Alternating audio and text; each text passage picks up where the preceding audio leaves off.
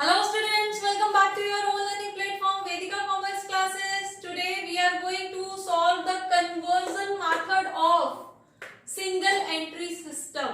अब single entry system में इससे पहले हमने क्वेश्चंस किए हैं जिसमें हमें एसेट्स और लायबिलिटीज गिवन होते हैं, ओपनिंग कैपिटल निकालना है, क्लोजिंग कैपिटल निकालना है, वो सब हमने किया हुआ है। अगर आपने नहीं देखा है तो एक बार देख लेना।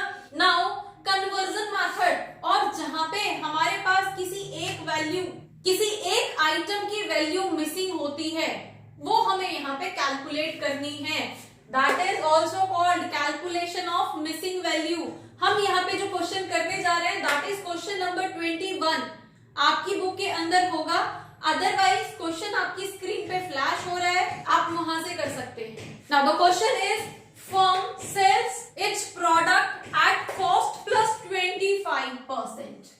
तो कॉस्ट प्लस 25% के रेट से फर्म अपने सामान को सेल करती है एंड उसकी क्रेडिट सेल, जो कि टोटल सेल का फोर्थ है, is 1,80,000। Opening stock and closing stock भी हमें दिए गए हैं, हमें निकालनी है परचेज। यहां परचेज की वैल्यू हमें कैलकुलेट करनी है।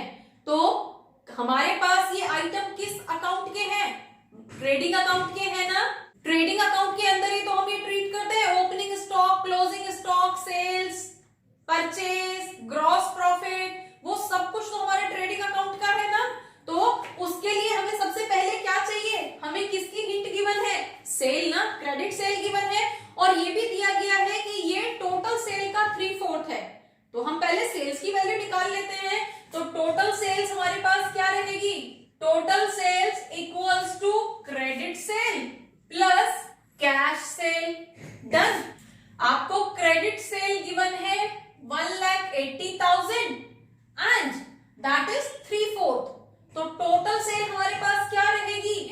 Sales equals to credit sale plus 1/4 of total sales. तो हमारे पास यहाँ पे क्या आ जाएगा? सेल। अब ये वाली वैल्यू हम एक तरफ कर लेंगे, sale minus 1/4 of sale equals to 1,80,000। तो हमारे पास यहाँ पे 3/4 ऑफ सेल इक्वल्स टू 1,80,000। तो सेल की वैल्यू कितनी आ जाएगी?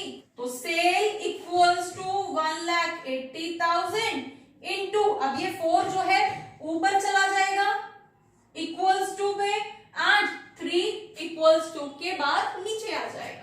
अब हम डिवाइड करेंगे तो हमारे पास क्या आ जाएगा? 2,40,000 रुपीज की टोटल सेल आ जाएगी।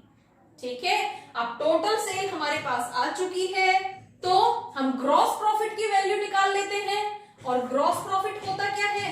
हमारी sale is equals to cost plus 25% of cost, है ना। और सेल की वैल्यू कितनी थी? 2,40,000 अभी तो निकाली है, equals to cost plus 25% of cost. तो हम जब इसको सॉल्व करेंगे तो हमारे पास वैल्यू क्या आ जाएगी? 100 plus 25, 125 divided by 100 cost equals to 2,40,000। Done.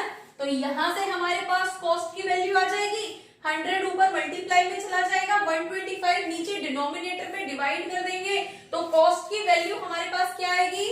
1,92,000 हमारे पास कॉस्ट आएगी। इसका मतलब क्या है कि 1,92,000 का सामान हमने 2,40,000 में बेच दिया। तो प्रॉफिट कितने का हुआ? तो हमारे पास यहाँ पे प्रॉफिट कितने का आएगा? 2,40,000 माइनस 1,92,000, तो प्रॉफिट आएगा 48,000 का। 48,000 हमारा प्रॉफिट हो गया। और ये कौन सा वाला प्रॉफिट है? सेल और परचेज के टाइम पे कौन सा वाला प्रॉफिट आता है? Gross profit. ठीक है, तो हम यहाँ पे अब ट्रेडिंग अकाउंट तो हम यहाँ नहीं बनाएंगे, हम क्या बनाएंगे? Statement of affairs again. ठीक है, तो हमारे पास हम कैसे सॉल्व करते हैं इसको? जब हम स्टेटमेंट ऑफ ट्रेडिंग अकाउंट लिख रहे थे तो तो हमारे पास सेल्स लिखते हैं, सेल्स कितनी थी 240, क्लोजिंग स्टॉक कितना है हमें गिवन है 15,000 का, ठीक है। अब यहाँ पे ओपनिंग स्टॉक कितना है 20,000 गिवन है हमारे पास, ठीक है। देन हमारे पास ग्रॉस प्रॉफिट कितना है, अब ग्रॉस प्रॉफिट हमने निकाला है अभी कितना 48,000, ठीक है। मिसिंग क्या है परचेज की वैल्यू, और परचेज तो हमें निकालना है तो वो तो हमारे लिए बैलेंसिंग फिगर होगा, तो हम यहाँ पे इसको बैलेंस कर देते हैं। इस तरफ क्या आएगा 2,55,000, यहां भी हम 2,55,000 कर देंगे, और जब इन दोनों को प्लस करके इसमें से माइनस करेंगे तो हमारे पास वैल्यू क्या आएगी 1,87,000 हमारे पास परचेज की वैल्यू आएगी। इस तरह से जब भी हमारे पास कोई वैल्यू मिस होती है तो उस वैल्यू को हम इस तरह से फाइंड आउट करते हैं। तो होपफुली सिंगल एंट्री सिस्टम के अंदर कन्वर्जन मेथड किस तरह से करते हैं आपको समझ आया होगा। फॉर